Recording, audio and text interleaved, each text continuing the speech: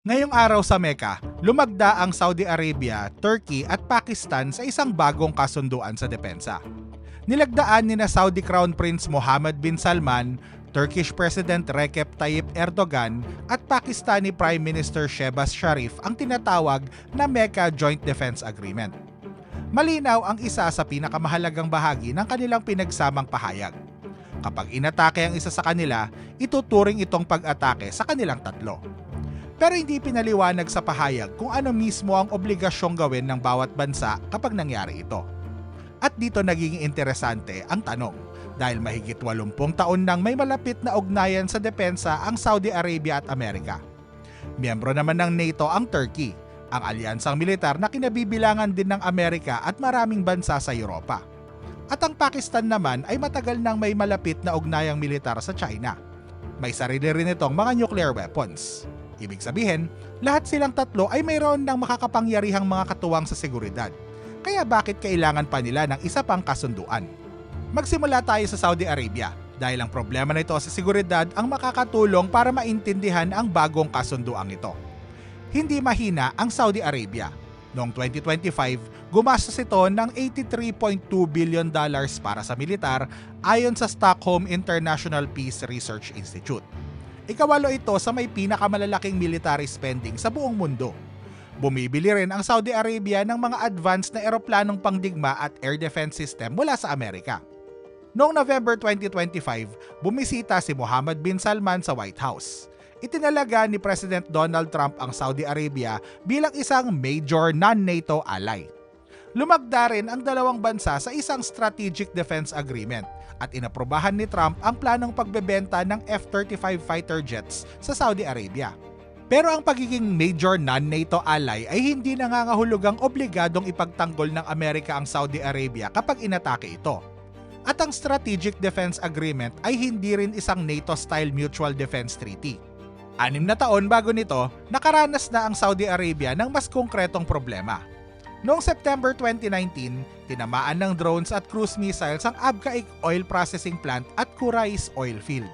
Dahil sa pag-atake, pansamantalang nahinto ang produksyon ng 5.7 milyong bariles ng langis bawat araw o mahigit kalahati ng produksyon ng Saudi Arabia noong panahong yon. Hindi napigilan ng air defenses ng Saudi Arabia ang pag-atake. Nagpadala ang Amerika ng karagdagang mga sundalo at kagamitang pandepensa sa Saudi Arabia. Pero hindi ito nagsagawa ng direktang military action bilang tugon sa pag-atake. Malaki ang gastos ng Saudi Arabia sa depensa.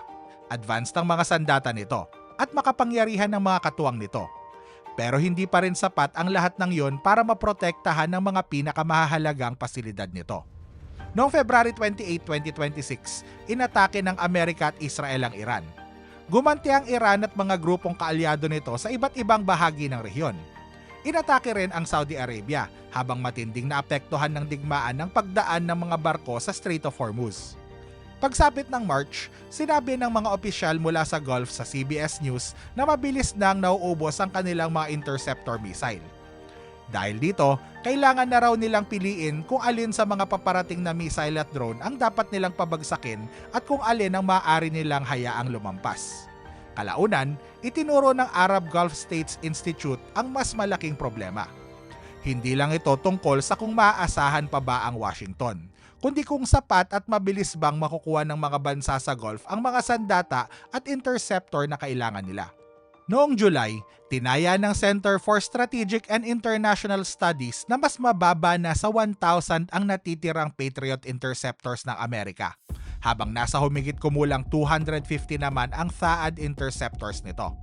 Lilinawin ko lang na hindi opisyal na inventory figures ng US government ang mga numerong ito. Mga pagtataya ito ng mga analyst dahil classified ang tunay na dami ng mga sandatang ito. Pero malinaw ang mas malaking problema. Ayon din sa CSIS, maaaring abutin ng ilang taon bago makabalik sa dating antas ang ilang mahahalagang missile stockpile ng Amerika. At mahalaga rito ang timing. Bago pa lumala ang problemang ito sa mga interceptor, nagsimula na ang negosasyon ng Saudi Arabia, Turkey at Pakistan. May sarili na ring defense agreement ang Saudi Arabia at Pakistan mula pa noong September 2025. Ibig sabihin, hindi ang kakulangan sa mga interceptor ang dahilan kung bakit nabuo ang bagong kasunduang ito.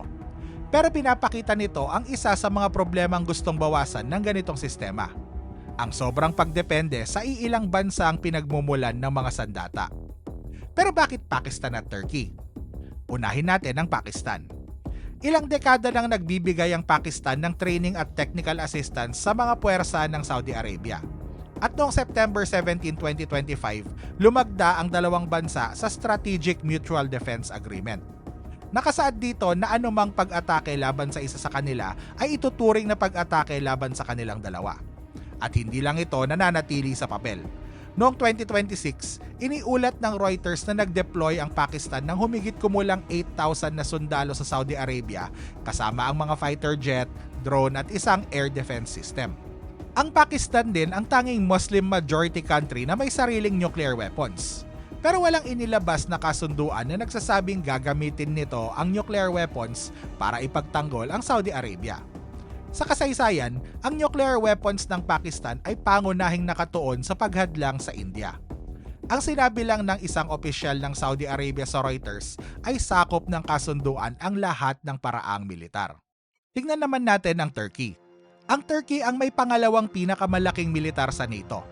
Pero mahalaga rin sa Saudi Arabia ang malaki at patuloy na lumalagong defense industry nito. Noong 2023, pumayag ang Saudi Arabia na bumili ng Turkish Akinci drones sa tinatawag ng Ankara na pinakamalaking defense export contract sa kasaysayan ng Turkey. Pero hindi lang simpleng pagbili ng mga sandata ang kanilang naging kasunduan. Lumagda rin ang mga kumpanyang Saudi at Turkish sa mga kasunduan para magbahagi ng teknolohiya at gumawa sa loob mismo ng Saudi Arabia ng mga drone system at mga piyesa nito. Mahalaga ito dahil target ng Saudi Arabia na mahigit kalahati ng paggastos nito sa military equipment at services ay malocalize sa loob ng bansa pagsapit ng 2030. Nakakagulat ang balitang ito para sa ilan dahil hindi palaging magkakampi ang tatlong bansang ito. Noong 2015, humingi ang Saudi Arabia sa Pakistan ng mga sundalo, warplanes at barkong pangdigma para sa giyera sa Yemen. Ilang araw itong pinagdebatehan ng Parliament ng Pakistan. Sa huli, nagkaisa silang manatiling neutral at tumangging sumali sa military campaign na pinamumunuan ng Saudi Arabia. Nais ng Parliament na manatiling neutral ang Pakistan para makatulong sa diplomasya. Nagbabala rin ito na maaaring lumawak ang krisis at maging sectarian conflict na makakaapekto sa Pakistan. Pero makalipas ang 10 taon, lumagda sila sa isang mutual defense agreement. At pagsapit ng 2026, libo-libong sundalo ng Pakistan ang nakadeploy na sa Saudi Arabia. Ano ang nagbago? Walang iisang sagot. May mga economic at strategic na pakinabang ang Pakistan sa mas malalim na relasyon nito sa Saudi Arabia. Para naman sa Saudi Arabia, nagbibigay ang Pakistan ng dagdag na kakayahang militar at ilang dekadang karanasan sa pakikipagtulungan sa Saudi forces. At mas naging mapanganib ang sitwasyon sa rehiyon, na lalo pang nagpakita sa Riyadh ng halaga ng pagkakaroon ng higit sa isang katuwang sa seguridad. Pero hindi lang Pakistan ang dating may komplikadong relasyon sa Saudi Arabia. Magkaribal din noon ng Saudi Arabia at Turkey. Pagkatapos ng Arab Spring, magkaiba ang naging pananaw nila sa magiging direksyon ng rehiyon.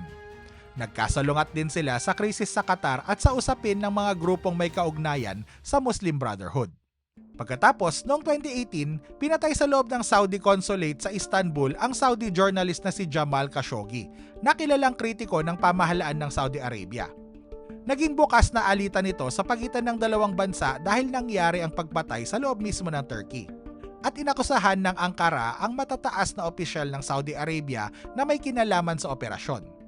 Kalaunan, naapektuhan din ng husto ang pagbebenta ng mga produktong Turkish sa Saudi Arabia dahil sa isang unofficial boycott. Pero unti-unti ring bumuti ang relasyon nila. Noong April 2022, itinigil ng isang korte sa Turkey ang paglilitis sa kaso ni Khashoggi at inilipat ito sa Saudi Arabia. Sa buwan ding yon, pumunta si Erdogan sa Saudi Arabia. Pagkalipas ng 2 buwan, bumisita naman si Mohammed bin Salman sa Ankara. Pagkatapos ng kanilang pagkakasundo, lalo pang lumalim ang kanilang kooperasyon sa ekonomiya at depensa. Hindi ibig sabihin na biglang nagtugma ang lahat ng interes ng Saudi Arabia at Turkey.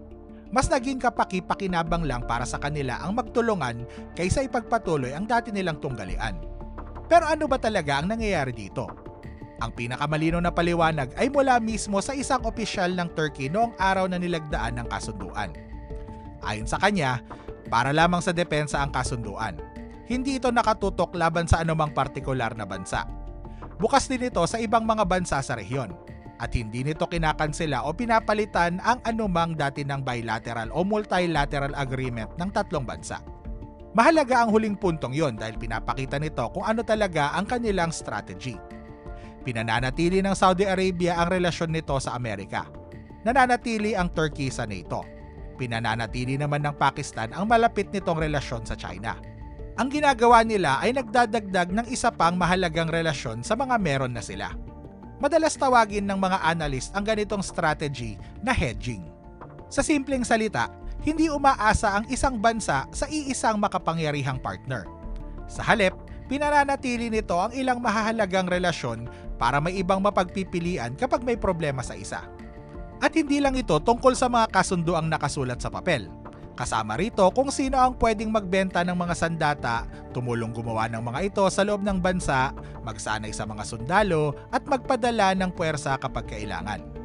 Ayon sa Chatham House, isang kilalang independent think tank sa London na nag-aaral ng international affairs, maaring bahagi ito ng hedging strategy ng Turkey, dagdag na pagpipilian kung sakaling magkaroon ng problema sa dati nitong mga kaalyado. At maaari rin itong palakasin ang posisyon ng Turkey kapag nakikipagnegosasyon ito sa loob ng NATO. Kaya ang layunin ay hindi kumawala sa Amerika, NATO o China. Ang layunin ay bawasan ang panganib ng sobrang pagdepende sa iisang kaalyado lang. Posible kayang lumaki pa ang grupong ito? May hiwalay ding consultation framework ang Saudi Arabia, Turkey, Pakistan at Egypt na tinawag na R4. Noong 2026, ilang beses nagpulong ang kanilang mga foreign minister para pag-usapan ang seguridad sa rehiyon at palakasin ang kanilang koordinasyon sa mga mahalagang issue.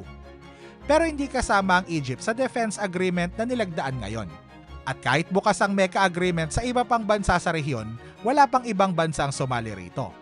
Kaya binabantayan ng mga analyst kung saan hahantong ang mga magkakapatong na kasunduang ito.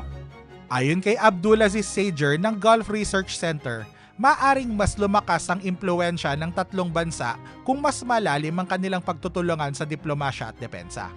Maaari rin daw itong makatulong sa pagbuo ng isang sistema ng seguridad na mas pinangungunahan ng mga bansa sa Middle East. Pero mangyayari lang yon kung magiging mas organisado ang kanilang pagtutulungan at mauuwi ito sa mga konkretong hakbang. Kaya posibleng ang nabubuo ay hindi isang malaking alyansang papalit sa NATO o sa kapangyarihan ng Amerika. Mas posible na isa itong network ng maraming mas maliliit pero magkakaugnay na alyansa at kasunduan. Ngayon, pupunta na tayo sa pinakamahirap na tanong. Talaga bang makikipagdigma ang tatlong bansang ito para sa isa't isa? Halimbawa, makikipagdigma ba ang Pakistan laban sa Iran para ipagtanggol ang Saudi Arabia? Magkapitbahay ang Pakistan at Iran at may diplomatic at economic relationship ang dalawang bansa. Kaya kine-question ng ilang analyst kung hanggang saan talaga abot ang commitment ng Pakistan kung ang kalaban ay Iran, hindi India. Paano naman kung magkaroon ng digmaan ng Pakistan at India?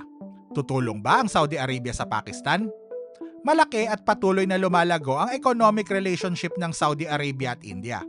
Kasabay nito, matagal na rin ang malapit na relasyon ng Riyadh sa Pakistan. At paano naman ang Turkey? Sasali ba ito sa isang digmaan ng Saudi Arabia na walang kinalaman sa NATO? Ayon sa Turkish government, para sa depensa ang kasunduan at hindi ito nakatutok laban sa anumang partikular na bansa. Pero hindi malinaw sa nilabas na pahayag kung ano ang mismong obligasyon ng Turkey kapag nasangkot sa digmaan ng Saudi Arabia. Kaya posible na hindi kailanman masusubukan sa totoong digmaan ang Collective Defense Clause ng kasunduan. Pero hindi nito ibig sabihin na wala itong silbi. May mga puwersa na ng Pakistan sa Saudi Arabia.